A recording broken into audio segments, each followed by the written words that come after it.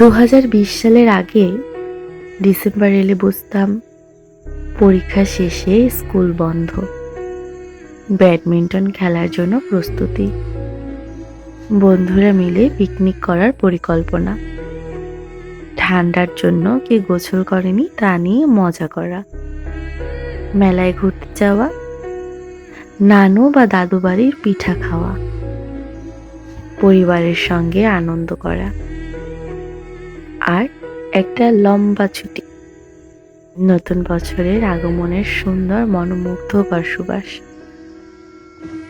কিন্তু এখন এই 2020 সালের পর থেকেই যতগুলো বছর পার করেছি, সব বছরেই ডিসেম্বর এলে বুঝি শুরু হয়ে গিয়েছে মন খারাপ, ধূসর রঙের বিষণ্ণতা, কোনো কিছুই ভালো লাগছে না, আরো একটু বেশি একাকিত্ব, পুরনো বন্ধুদের আবার একসঙ্গে আড্ডা দেওয়ার মিথ্যা আশা, যা পূরণ হয়ে ওঠে না।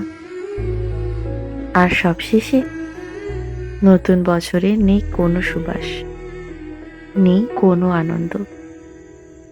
সেই ডিসেম্বর কোথায়, যে ডিসেম্বর এলেই চোখে মুখে খুশি চলে আসতো? আমার সেই ডিসেম্বর কোথায়?